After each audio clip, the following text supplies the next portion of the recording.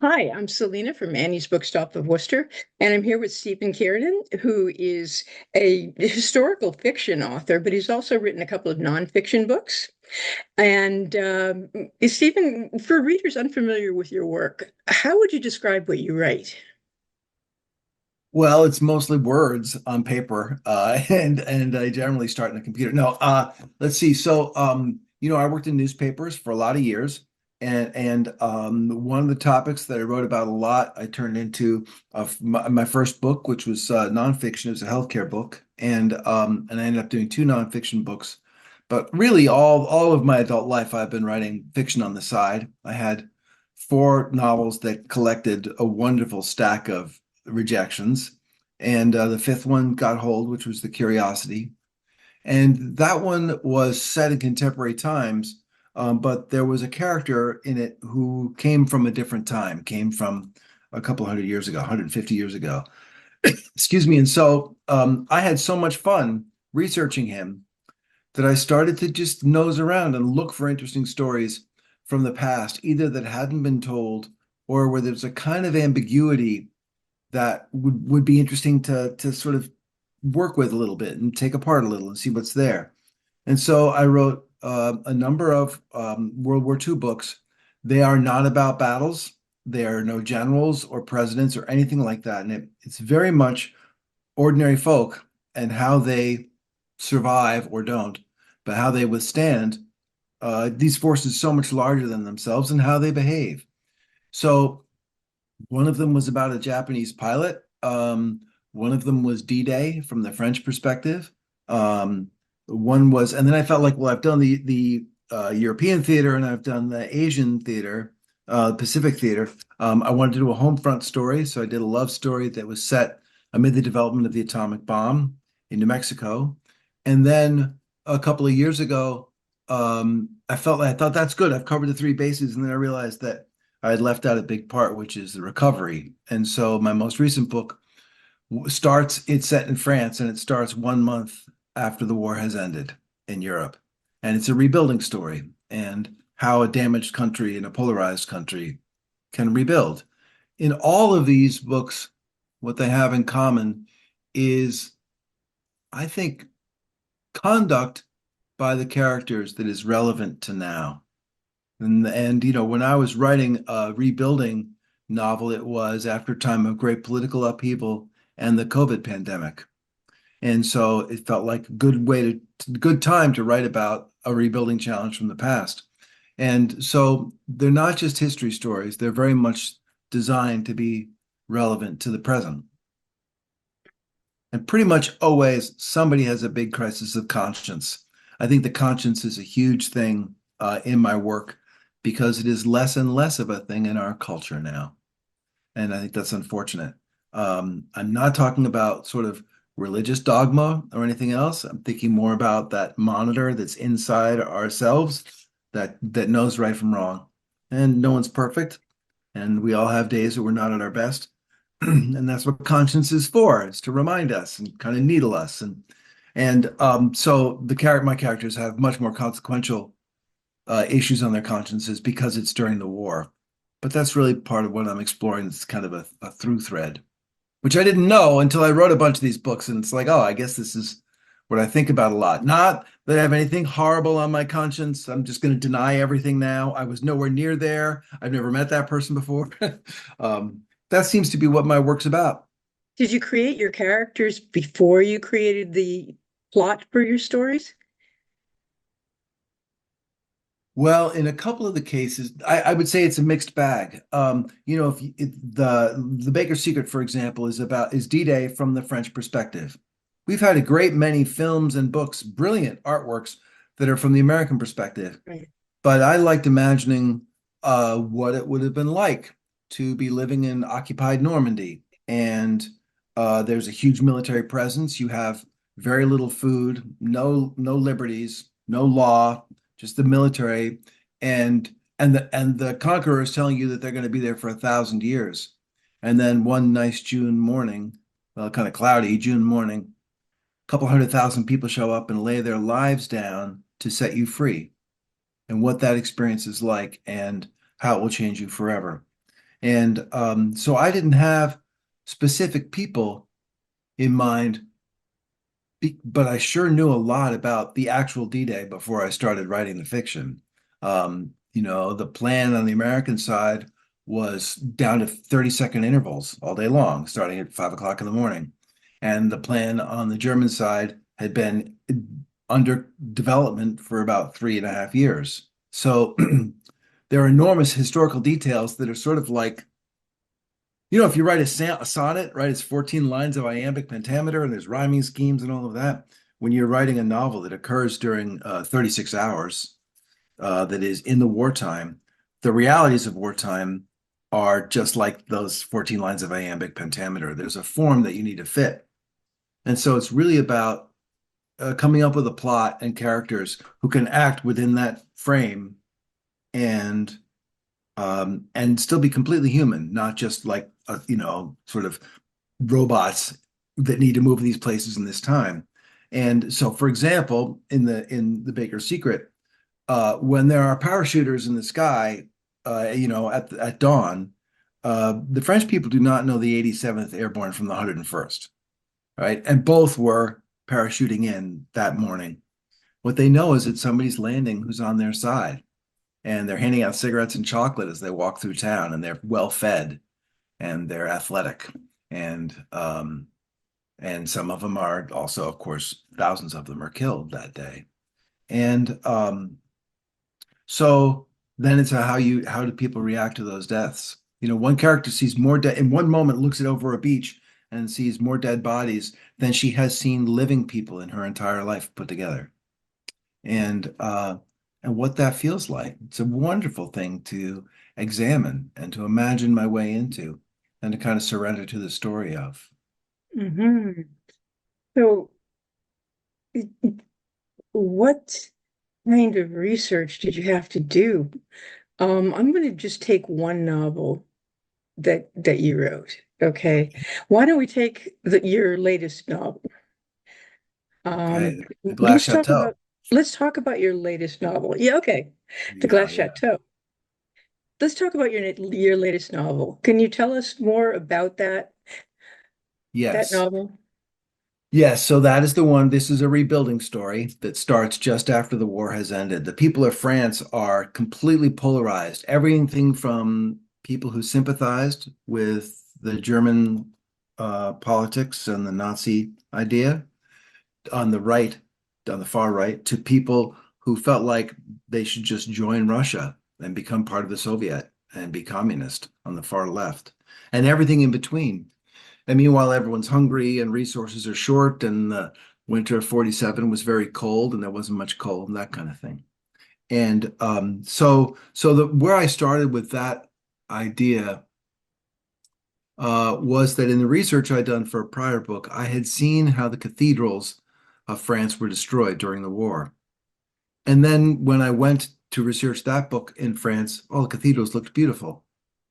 And there hasn't been much talk about it. I mean, now we know that Notre Dame in Paris, it burned, and there's a great effort to rebuild it. We didn't really hear much about that in the 1940s and 50s and early 60s. And so I became curious about that. And what I ended up focusing in on, almost as a quirk, was the stained glass windows, because so many of them, no matter what their level of damage it was to a cathedral, the windows were all destroyed. And those windows might have been, 800 years old, 700 years old. And so I made up a chateau that has been making windows for better than 400 years. And this collection of misfits arrives there basically because they hear there's a free meal. And the couple who own this chateau come from a long lineage of these glass makers. And they teach these people how to make glass and then how to assemble them into windows. And as these men, all psychologically damaged by the war, begin to make things together and begin to make something beautiful and with a kind of a spiritual purpose, they begin to heal a little bit and in themselves. And then as they're installing these windows and they're arguing all the time and they're ready to fight each other at a moment's notice, as they begin to install the work, they begin to heal as a group. And I don't want to give it away except to say that they end up healing way beyond the community that they're in and even the reach of this novel. And when I was doing that research, I spent time with people who blow glass with an atelier in Vermont that does that. I am a pathetic glass blower because there was a point where they were like, enough with taking notes and asking questions. Take my notebook away and hand me a blowpipe and watch me make awful stuff. They laughed. They were like, this guy is just pathetic, you know. Great art form, really challenging. I spent a lot of time observing a guy who was making stained glass windows, who does commissioned windows, and he was a great source because he was a curmudgeon, and he kept saying that his goal with talking to me was to prevent me from screwing it up. So when I showed him a first draft, he had these furious notes. No, not this. It's you got it out of order, and which is great actually because it was. I want to hear the straight news. Um, and when I was doing the research about Windows, one of the things I came across that I hadn't known was that the artist Marc Chagall had made Windows and right all of his life, but starting right after the war, and that he really transformed the art form of making windows. And so I did a deep dive on Marc Chagall. There are windows that the characters make in this book that are windows that Chagall made. There are people that he worked with that these characters work with. And so I really had an immersion in that. In the course of writing this book, I had two times where I went to France. I spent time in an artist colony in Orquevaux, which is sort of near Nancy and Dijon, which is sort of eastern France, maybe 3.5, 4 hour train ride from Paris.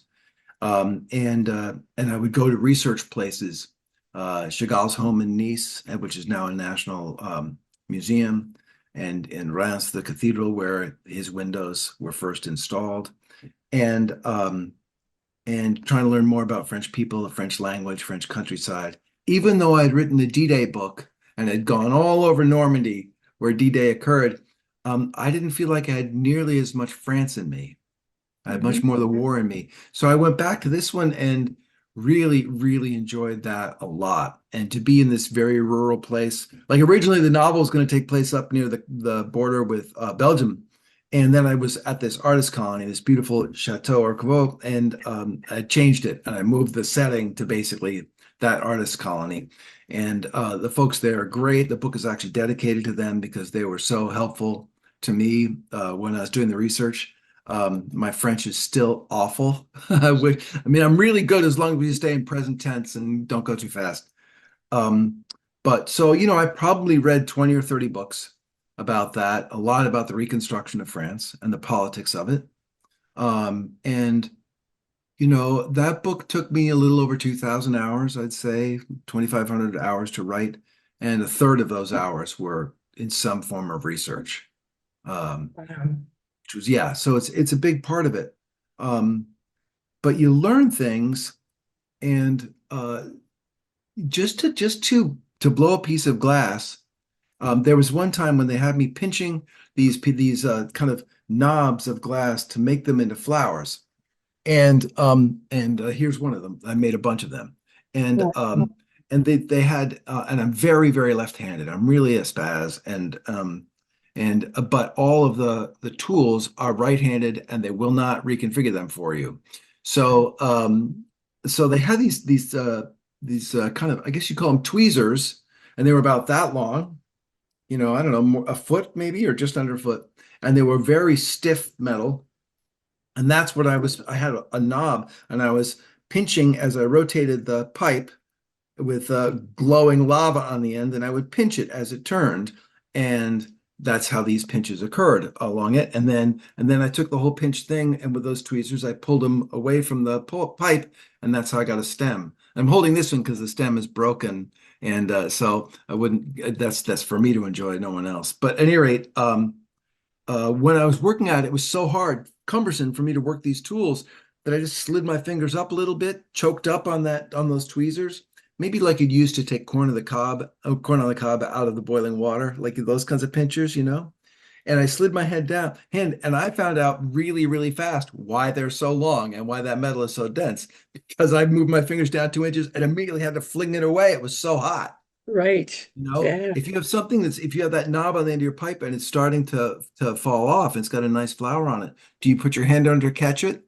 No, you don't. You'll burn your hand for life. If it shatters on the floor, do you sweep it up?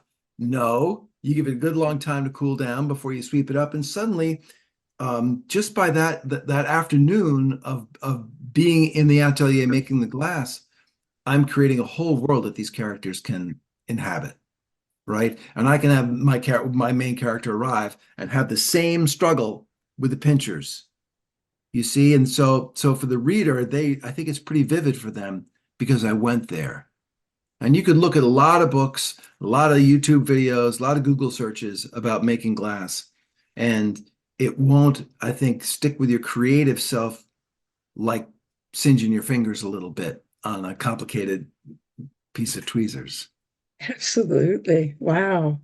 So the inspiration for that book in itself was actually being there in the first place before? No, the inspiration was that I really wanted to write a healing book. I really Right. did. And we're like I think like we're in this kind of I don't even know the right adjective to describe the political climate that we're in right now, but neither person has the fundamental platform of healing the nation and turning us into one people again. And that's Mm. really what I wanted to write a book that had that kind of aspiration. And I looked at American history. I wasn't thinking I was going to write anything related to World War II. And I looked at how we did Reconstruction after the Civil War, and we did about a third of the job. And then it wasn't completed. And I think that the divide culturally, politically, it remains entrenched. And I think that serves us not well. So then I started looking far and wide, and I thought, well, I kind of know about France and about the war in France from a prior book.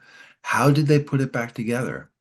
And so it was really, I don't usually have the idea in mind ahead of time quite as concretely as with that one, that I really want to write this healing story. Um, there was one other part of it. Um, the artist that really inspired me in terms of the windows in this is a fellow from Belarus named Moishe Chagall. And Moishe Chagall was, did his art in Russia and in Belarus, and then he came to Paris and changed his name to Marc Chagall and left much of his. He grew up in a Hasidic Jewish community that, by the way, was annihilated in the war. I think out of 120,000 people, about 100 survived, or who hadn't fled. And in that time, it made complete sense that a Jewish person would conceal uh, their religion and their name because, I mean, not so many miles away, these people were being killed by the millions. And so, but he stayed that way. He stayed by that identification for the rest of his life. And that to me was one of those historical ambiguities where I wanted to look into that. And what is it? And even now, you see in the performing arts, you see Jewish people who change their names. And Jerry Seinfeld notwithstanding, some of them do that, and trying to understand that. And I asked a lot of people about this to learn it. And and then then I had to have a character who was Jewish and concealing it. And of course, all of the men who have been in the war and are damaged at this chateau, well, every one of them has a secret of one kind or another, what the war required of them, and so on. So that made it part of the fun for me, is figuring out these characters' secrets. They all have them, and they're pretty good ones, most of them, once I found them out. Did you have a favorite character?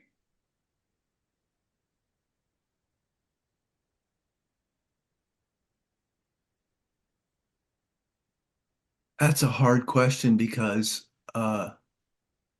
every character is necessary. Right. You know, I have a bunch of friends who write for the theater, a couple of friends who do that. And the biggest cost when you're producing a play, or a big cost when you're producing a play, is paying the actors. And many theater companies can't afford to hire a lot of actors. And so the playwrights write to have as few characters as possible to keep the cost of production down. It doesn't cost any more to produce a novel with lots of characters in it, but you can clutter it. The book I'm writing now is full of clutter. I'm going to have to get rid of a lot of people. or consolidate them into one person. I don't know how I'm going to fix it yet. But each person has their, I guess my favorite character is Asher, who is the main character, who, was a bootmaker, a custom bootmaker in Normandy in the 1930s. And he saw his home destroyed and his family killed. And he became an assassin for the resistance. And this wasn't like with a rifle at 100 yards. This was with a knife or strangling or poison. It was very much face to face with the people he was killing.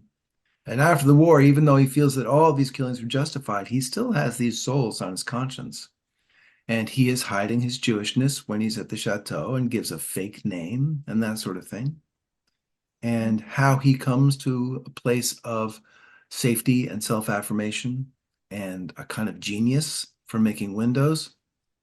A little bit is based on Chagall, but really he's his own guy. I liked his arc an awful lot. And I'm a big fan of my minor characters. I take a lot of care with them. And there are a couple of guys that are just big, strapping, kind of simpleton Frenchmen who are almost like trolls. We actually literally meet them under a bridge, and I loved them. They made me very happy. Every time they were on the scene, things were happening.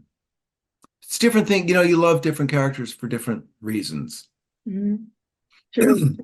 So what was the biggest challenge that you had in writing and putting out the Glass Chateau?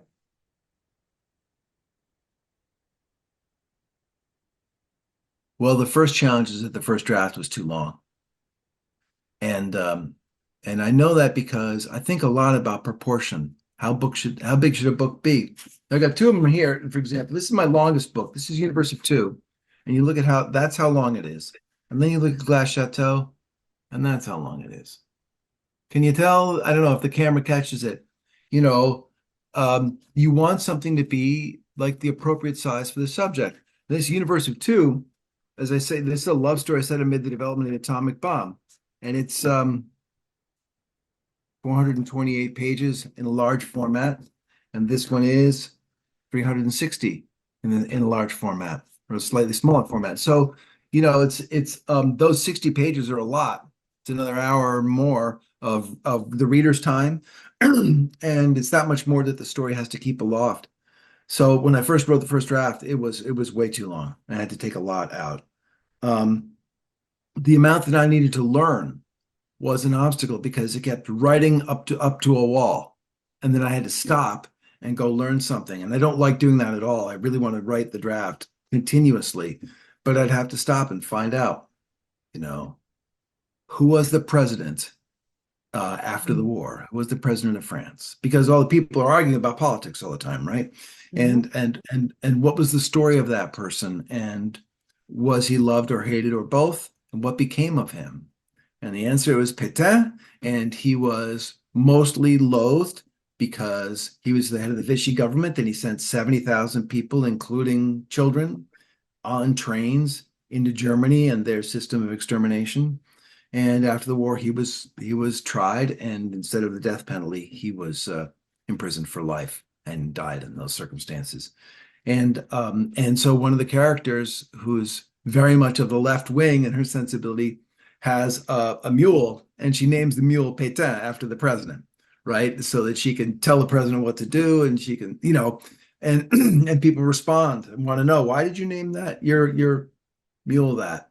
And so it was how much I didn't know about what I was writing, and also how I knew that if I did the research, it would give me so much material. Mm-hmm. And so, yeah, that was the big exertion. I think that most historical fiction writers have that same problem, I guess, because there's just so much history, and if you're not a historian, or if you don't know the history of what you're writing about, there's just so much to learn when you're writing.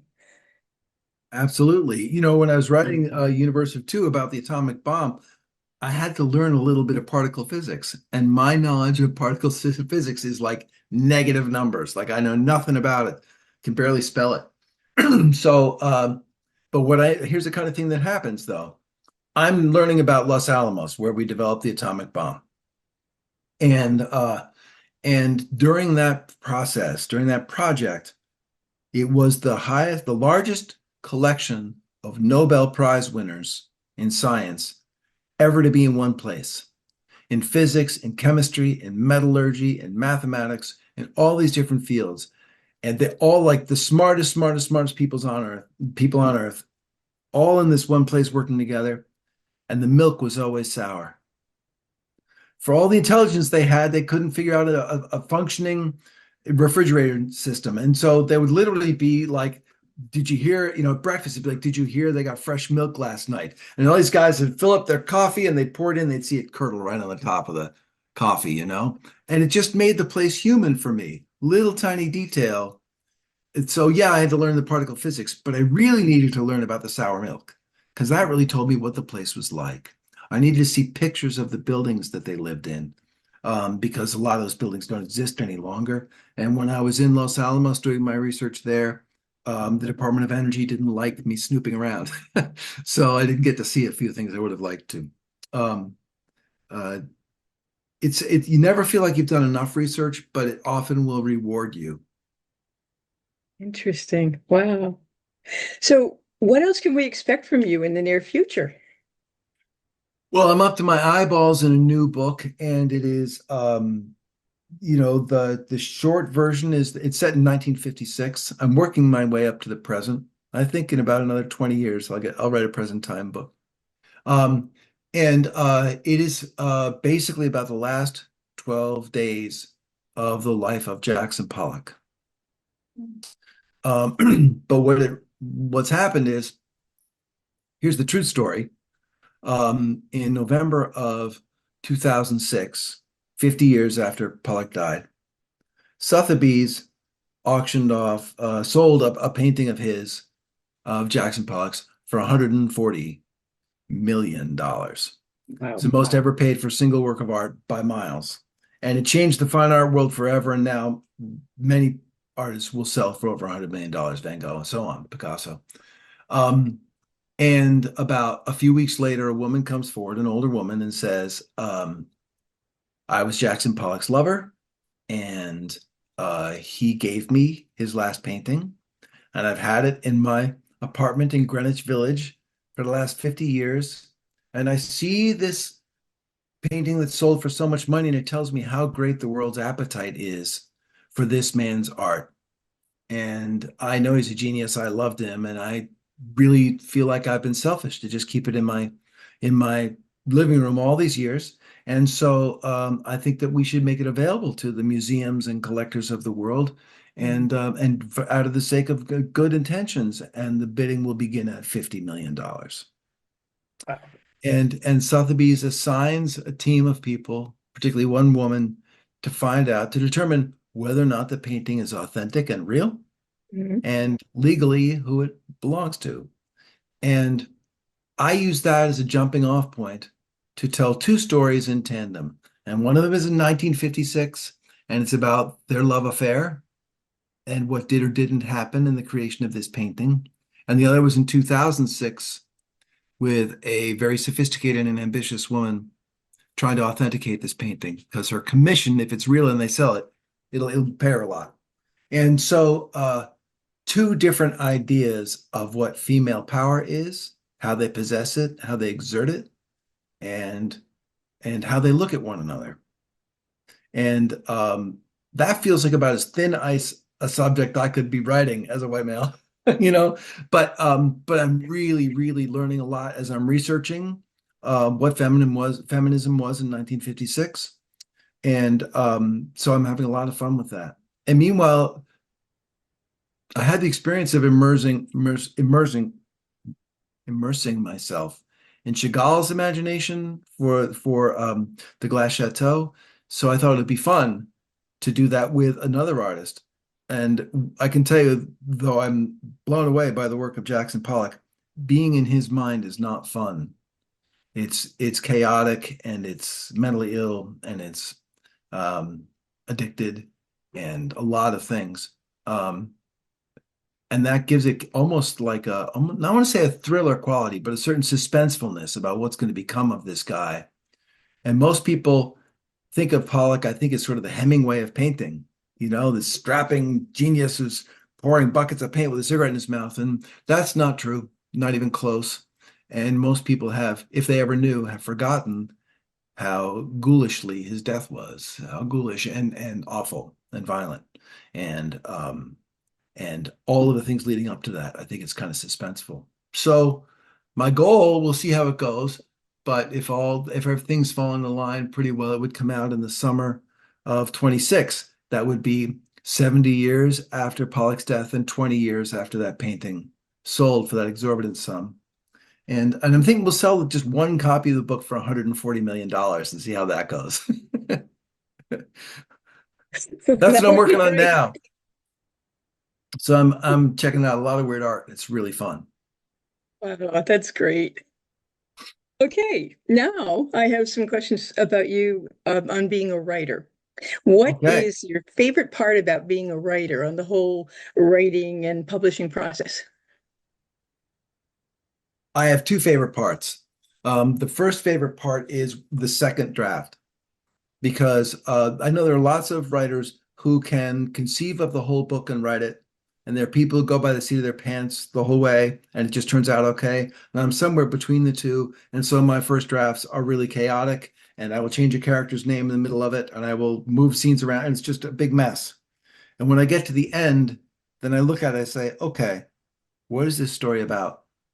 And I haven't really known all this time.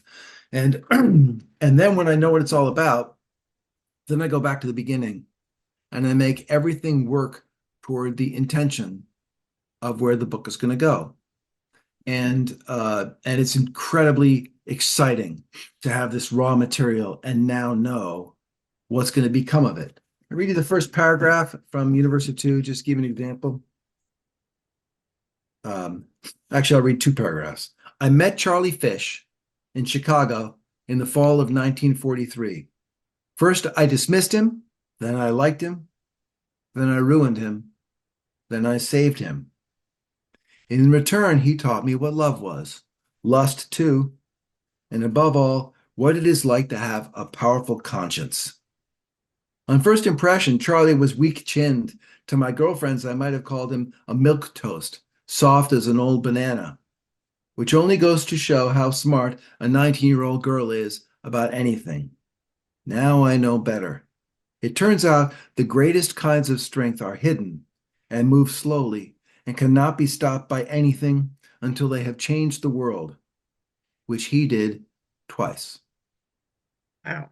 Now, I can't write that beginning if I don't know the whole novel, Mhm. right? And so for me, the second draft, that's the first thing I love. It's like it's goosebumps for me because it's like, oh, I can change this character, I can work this scene, I can put this prop in his hand, and then he'll behave that sort of thing. And the second thing has grown on me over the years, and I was really, really aware of it with the tour of the Glass Chateau. I always thought that I wrote for my editor, right? Because she's great and really smart, and her suggestions are often good, and she pays me the advance, right? But it turns out that's absolutely wrong. I'm writing for the readers, and the more years that go by, the better I know my readership and what they're like. And all I can tell you is they are fantastic. They are fantastic. Um, I went on tour for The Curiosity, and there's a symbol that occurs throughout this book of a button that this man takes off his vest, pops off his vest, and gives to his daughter, and then later gives to a woman he loves, and so on. And I had people at the events coming to my events when I was on tour and handing me buttons. For the Baker's Secret, which is about this young woman who's a baker, then the day before and the day of D-Day. And I would say 2/3 of the events, people brought baguettes to share with everyone there. So, I mean, the readers are so generous. They don't just buy the book, God bless them, and read the book, Yahoo, and write me notes about them that are so humbling. And I cherish so much and appreciate so much all of that. Um, but they go beyond that. So I talked before about how I made a whole bunch of these flowers of these things. This was for when I was on tour. Every place that I went, 28 events, I gave away a glass flower that I had made, just in thanks to these folks. And I'll say one more thing about that, if I could, that's a little bit deeper. But I said I worked in newspapers for a long time. And something happens in the news. The governor has a press conference that says something, and you write a story about it. You're sort of one step removed from the news. You were there, but you're talking to people who like and don't like whatever the governor announced. Then your editor, they edit it. They're like one step away. They think it's kind of controversial, so they bring it to the managing editor. He's one step away. They decide to put it on the front page. The front page editor's got to get his hands on it. Then it arrives the next day's, people get it the next morning and they open the newspaper and they say, oh, it's this newspaper. It's biased in this way. It's politically biased. And Kiernan, oh, he's biased in that way. And suddenly, like, you add up all those distances. And, if the event was here, like the news story is somewhere out here, there's this huge gap. And in fiction, it's exactly the opposite. If I describe a scene, if I do my job, the reader completely forgets that it is dark marks on a white page, right? And they forget, oh, I loved your book. And I say, which one? And they're like, I can't remember the title. And they're embarrassed, and I love it. I say, well, what happens in it? Oh, it's so great. This girl who's a baker, she makes these loaves, but there's stuff inside them, and they have this enthusiasm because they did most of the work. I gave them enough to imagine it, and it actually goes into their like, if you're reading a great book, the book ceases to exist, the world ceases to exist. People are like, you got to come to supper, and you're like, I don't want to leave. I'm making a movie in my own imagination. The poet Galway Kinnell said the book is 1/3 of the transaction, and the other 2/3 happens in the mind of the reader. And so that is huge responsibility, but also huge opportunity. And so I do much less telling now in my books, and I just give the behavior. Here's the place. I'm not going to describe everything. I'm going to describe 2 things about this place, and you're going to imagine the rest of it. And this character does this thing. I'm not going to say, this means they did this. You're going to get it. You're going to figure it out. You don't need me to tell you. Your imagination will do it. And I've even played with it some. In the Glass Chateau, there's a woman in it who's very beautiful, though I never say so. I think you can determine that by how men respond to her. And I wanted her, all these guys they're beat up from the war. Their clothes are kind of gray and brown and dull, and they're making glass in those clothes too, so they're all beat up. And every time that this woman appears, I describe the color of the dress that she's wearing. It's very specific. It is, the blue sky dress, or it is a dress that is the color of coffee with milk in it. And I always describe that. And so she's in color.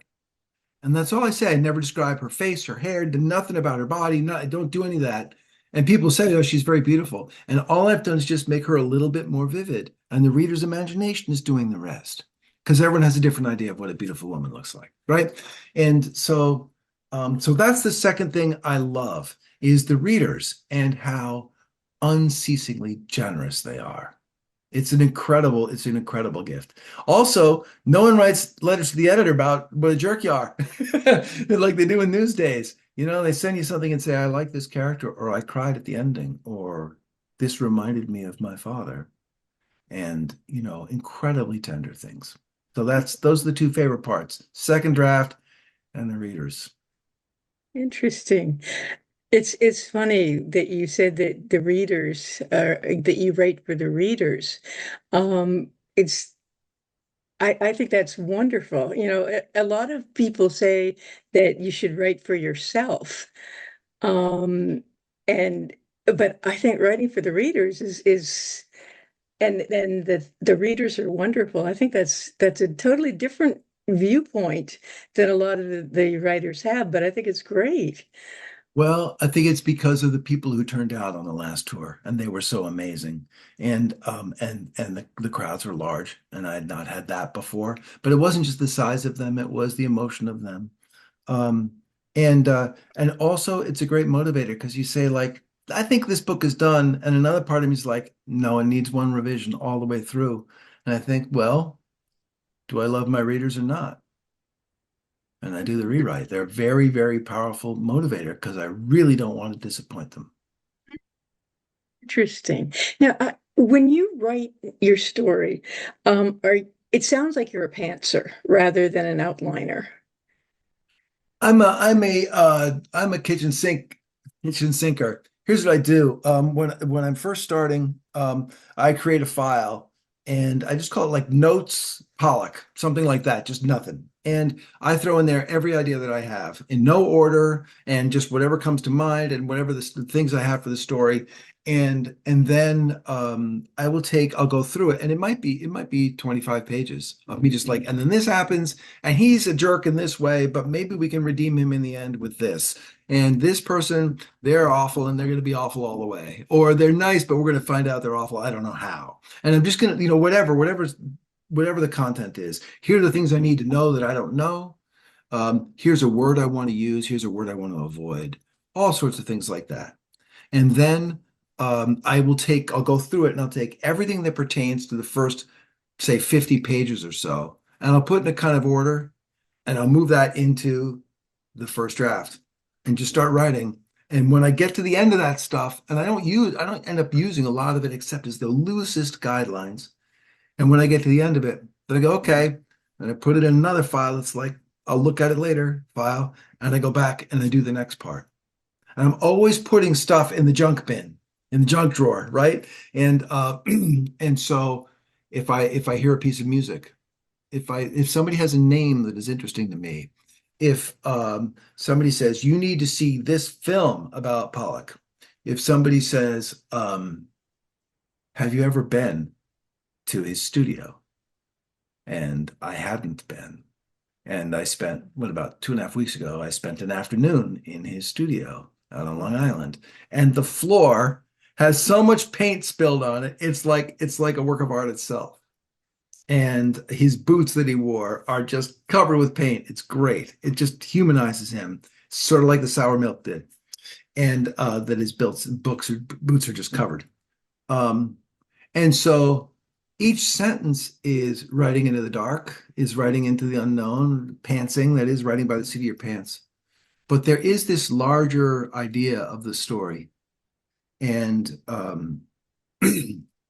sometimes what I do when I'm writing something, end of a scene, end of a chapter, sometimes end of a book, is I will literally have my fingers on the keys and I'll just pull them back like, oh, don't touch it anymore. Go for a run, go make supper, whatever, leave it. And that's a great feeling. Like I got there.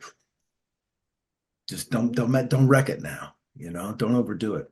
The book I'm writing now, I'm really overwriting a lot and I'm going to cut a lot from it. And it's going to be great because the revision isn't going to be, how do I make this whole scene work? It's going to be like, this scene works, but it's twice as long as it needs to be. Cut. It's really great. It's very productive. So I guess it's like that. The E.L. Doctorow line, right? He said that writing a novel is like driving to Philadelphia at night when you've never been there before. Uh, you got a couple of different turns you need to make to get from this interstate to that. But at any given moment, you can only see as far as your headlights. But if you Okay. follow your headlights and trust them and make those big turns in the morning, Philadelphia, that's Okay. how I write. Yeah. Uh-huh. Do you know the ending of your book when you start writing? I always think I do. Yeah, Uh, the characters tell you otherwise, right? you know, yes, I think I know the book I'm writing now ends with her coming up to the table and sitting next to the man she loves. And I'm not sure. Um, my favorite ending of any of my books is Universe of Two. And this woman's husband made cathedral organs, and there's just been and he's died. And so they have an event for this one that they finished actually after he has died. And they have a performance, and this very big deal organist plays, and it's at Stanford University. So afterward, they have all the music faculty there and music majors, and the public's there, and then there's a reception afterward, and everyone leaves, and she's an older woman, and she just wants to go over and get a look at this instrument that her husband made. And while she's climbing up to it, she just accidentally touches the keys, and boop, the note plays, and she realizes that they left it turned on. and she is an organist. So she sets herself up there and she puts her hand. Oh, I got to read you the end. I think even if you haven't read this book, it won't give it away. It's just this. Oh man. One of the things is I always have a lot of acknowledgments at the back because of the research. Um, so she plays a note and she sits up uh, and then she begins to play a toccata by Bach that she's been working on all these years. Already I could hear men rushing down the aisle as I was playing to protect the instrument, I suppose, to stop me. They were 41 years too late. After checking my posture, I began the opening notes like the peal of a trumpet, which meant that no one dared interrupt, if not because I was the organ builder's wife, then because it was Bach, king of this instrument, calling on us all to pay attention. I have paid attention and learned one thing in this life. Whatever you love, no matter how fiercely, you will lose it one day. That is the only certainty. Therefore, be as kind as you can. Don't fear your mistakes as long as you learn humility from them. There's no such thing as perfect pitch. As I continued playing, the organ came alive under my hands, pipes singing, bellows pumping to fill them. I could feel Charlie breathing through the instrument, so I did not fear the difficult passages ahead. I leaned into every note, and that is how I was able to touch him one more time. Right? You don't have to know the whole story to be like, wow. And that was literally, I wrote that one. That's the first, that was, I literally just jumped back like, wreck it. So I Wow. think that this woman goes and sits down next to the guy at the table, but I'm not sure because I know she's going to walk into the room and everyone's going to be sitting there waiting to see what she's going to do. And she has just told a monumental lie in order to make something just occur. And so she's all worked up about it. And she arrives at this thing and she's been on and off with this guy, even though she loves him. And she's going to ask people to move so she can sit next to him. I think it's not nearly as grand as playing Bach on the organ, okay? But so I always have this kind of pedestrian idea, but then the organist, someone leaves the organ on. I didn't know that organ was going to be left on. And as soon as she touched that key, that was a very exciting day. Right. Yeah. The discovery is part of the fun. Okay. So, what was your favorite adventure during your writing career? My favorite, I'm sorry. Adventure. Oh, oh, for that book, I spent time in the innards of some amazing organs while they were world class, finest organs on earth, or in America anyway, while they were being played. And what I'm here to tell you is that every organist has some amount of mad scientist in them because they knew I was in there and they would just crank it up. Literally, I feel like it's being knocked around by that. Um, uh, a lot of the glass research, really amazing. I think the Point de Hoc, which was an essential assault on D-Day, and there was a 80-foot cliff, and 240 men went up that cliff, and something like 50 of them made it to the top. They were all killed while climbing, and the French have preserved the site so that the pillbox, the concrete pillbox that the German soldiers were in, is still intact. There are still scoring marks on the outside from bullets that bounced off of the concrete, and is surrounded by an area of maybe 2 football fields that still have the bomb craters about 40 feet deep all the way around. And you can't stand at a place like that and not feel about 1 inch tall, you Um, know, and have just beyond like respect is the wrong word. It's more like awe at these 18 and 19 and 20-year-old guys and what they did and how they just went and did it. That's probably the most moving thing. I mean, I was all over the beaches of D-Day they cover 55 miles. It's a large campaign. One to hot. That's the most impossible assault I could imagine. And yeah, pretty Okay. powerful. But yeah. So what was the greatest lesson that you've learned thus far in your writing career? Oh, there's so many. I want to write a whole book of the lessons that I've learned in my writing career.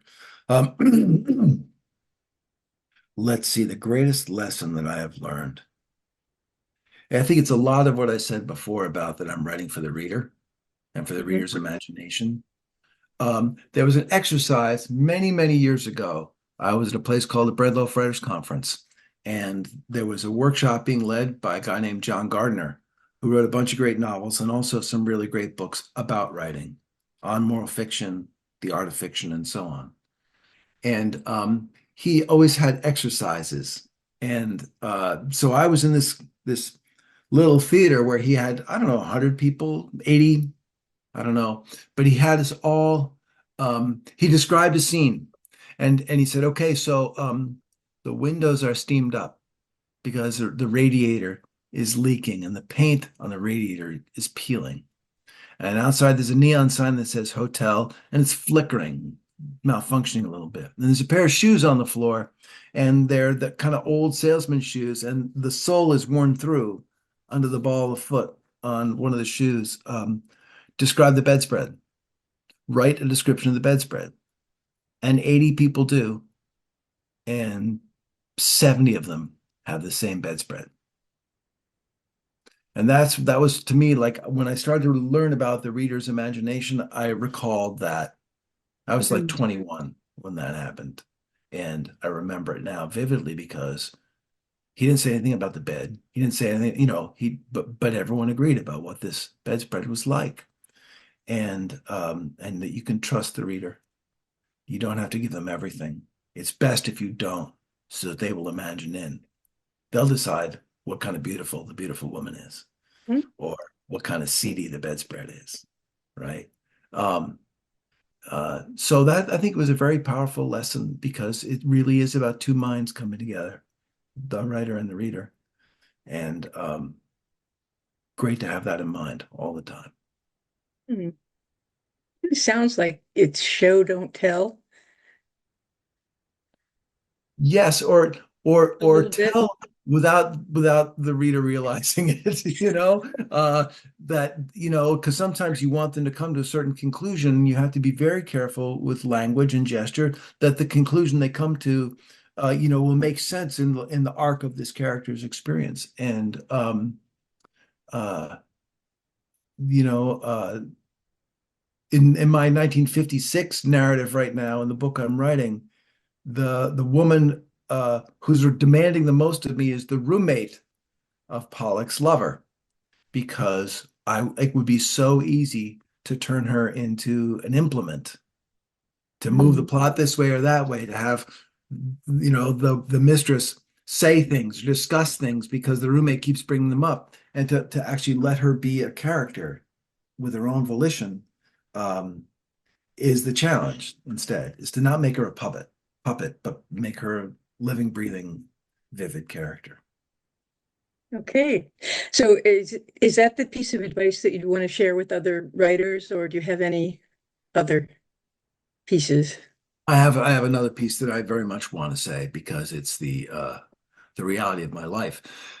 I was in high school when I was writing poetry a lot and knew that I was a storyteller. And I published my first novel at 53. Okay, now I had 4 million words in print before then because of years of working in newspapers and writing some nonfiction books.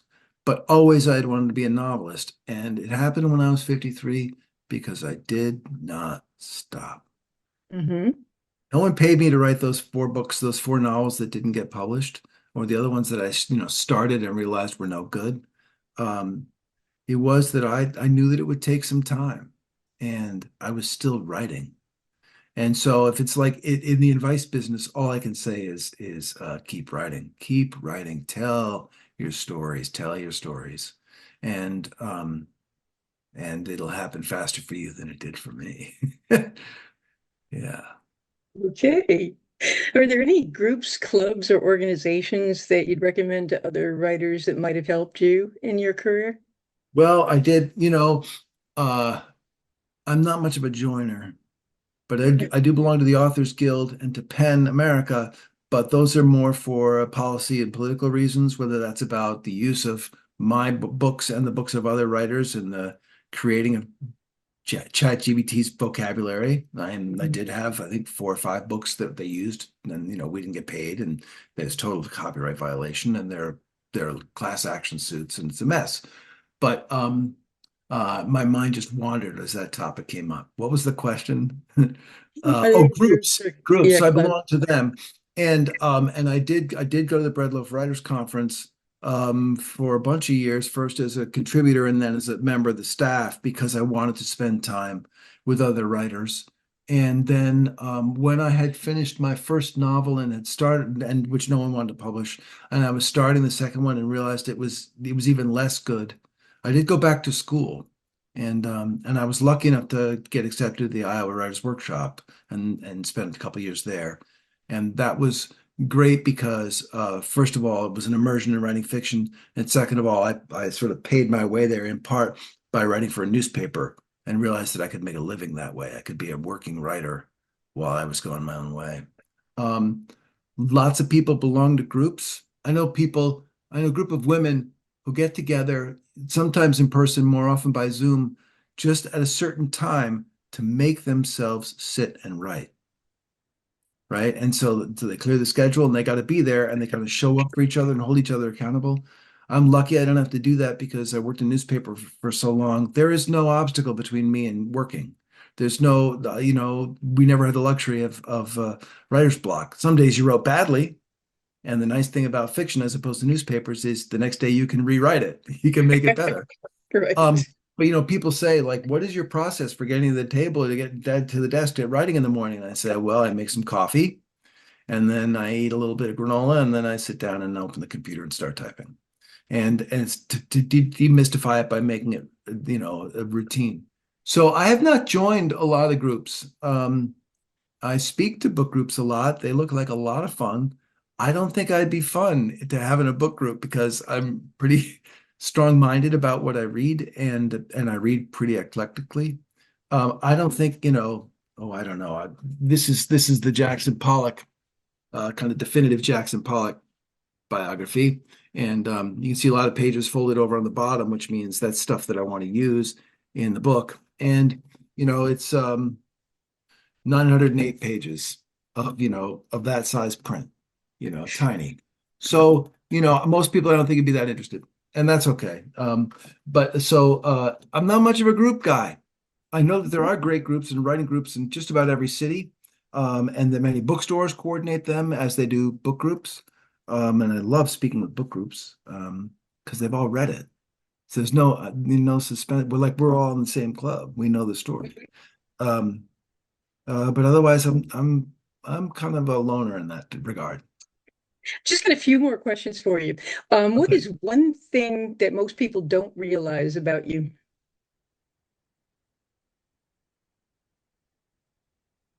Oh, they see a person who presents in a certain way, and they see finished drafts of fiction, and they do not see the work, and that's okay. I don't want to be given a medal. I'll just say that it's a lot of work. I work a lot. I do. Okay. There were a few Um, years in there where I knew 2 people who worked harder than me, and one was a cardiothoracic surgeon. Like I work a lot. Yeah, yeah, they work a lot. yeah, they do. Yeah, I'm glad they do. Okay, Yeah. Yeah. Okay. Um, what does your writing space look like? Well, it's a finished room in my basement, and while I have a lot of books, they're not in this room. Like I have thousands of books on shelves back there, but so this is a very basic room, and it is part of the basement, but it's a walkout basement. So, um, a fair amount of the year, the walkout door is open wide while I'm working all day, and and it looks out at a little piece of land that I have, but I happen to be surrounded by conserved land.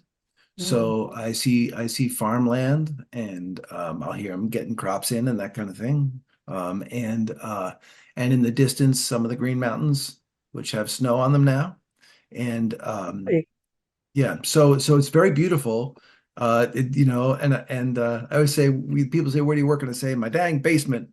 But it's not a basement. It's a pretty nice room. There's a rug on the floor, and there's a really good futon for napping. And also, I play the guitar, and there's always a musical instrument within reach. When you're writing, do you listen to music or do you need silence? Silence, Okay. silence.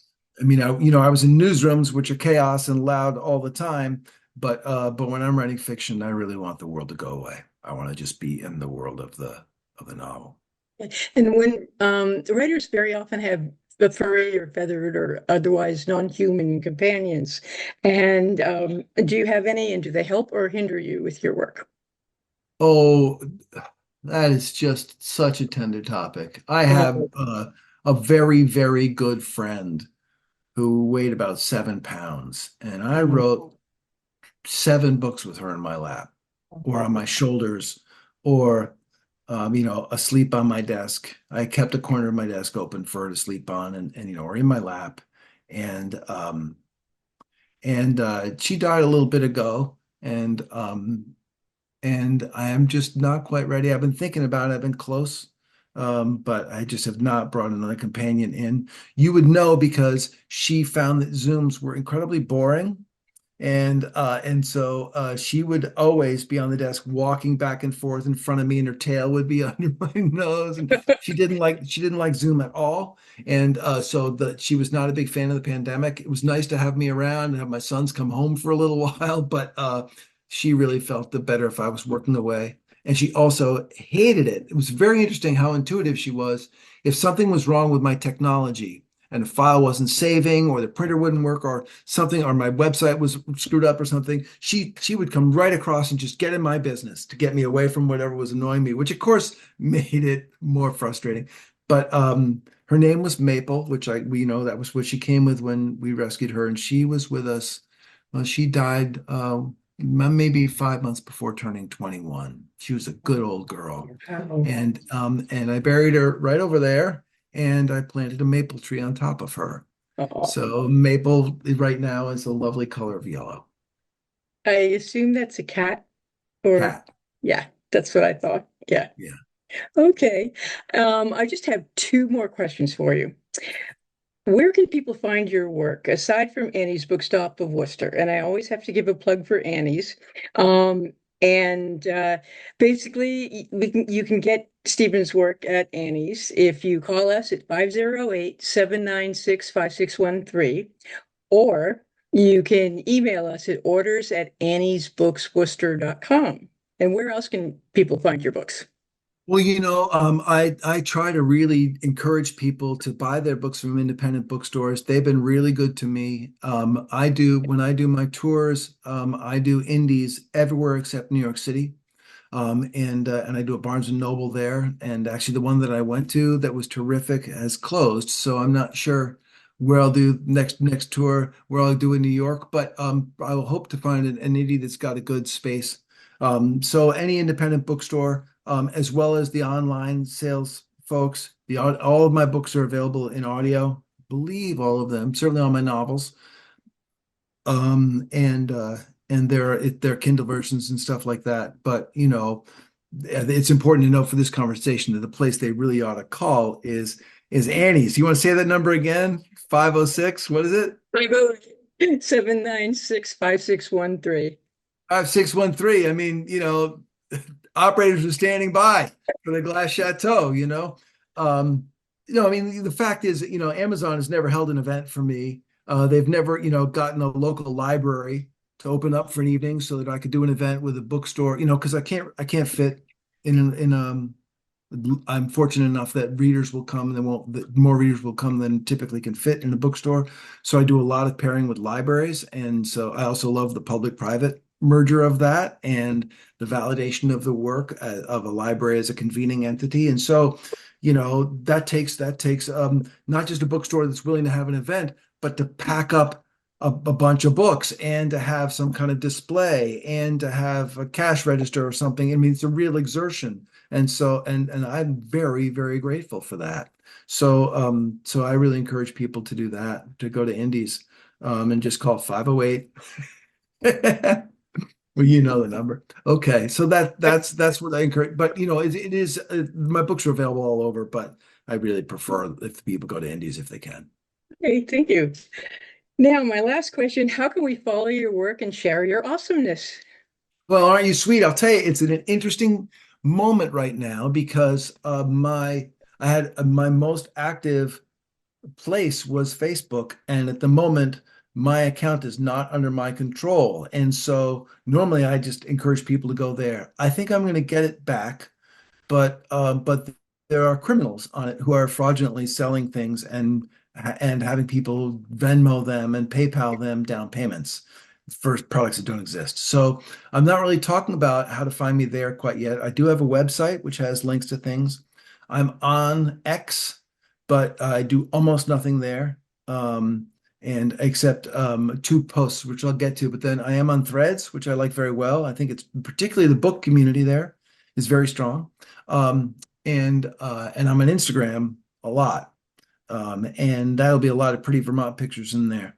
And the two things that I do every week that you can sort of and I was intending to launch a Substack this month, but because I don't have my Facebook page, I'm waiting on that. But there will be a Substack, hopefully after the first of the year. In the meantime, there are two things that I do every week. One is that I review a book every Friday. And sometimes I miss if I'm in transit, but I read a better than 100 books a year. And so I pick 52 that that I review. And it's on Goodreads, but I also put links on my Facebook page, all the different sites that I'm on. And I think I'm pretty honest in that, if a friend of mine has written a book and I've read it, I will say it's good, not great. And if I'm reading a book and I don't like it, I will say the number of the page on which I stopped. So like it's real. And mostly I read terrific stuff. And mostly my friends write great stuff. So, so Jackie, for example, by Dawn Tripp, spectacular book that it just is so good about what it's like to be a human being who's being turned into an American myth. And there's no celebrity dishing in it. It's super, super smart book. And so I love being able to say people should read Jackie by Dawn Tripp, and be able to tell that to thousands of people. The other thing that I do, because I'm a musician, a kind of a pet interest of mine is I love it when a musician plays a song by someone else, does a cover of a song. And every Sunday, I called it 52 covers. I was going to do one Sunday, every Sunday for a year. And so many people were upset with me when I stopped after a year that I'm still doing it 8 years later. But it's called 52 covers. You can find the back ones. But if you find, the song Low Spark of High Heeled Boys by Traffic?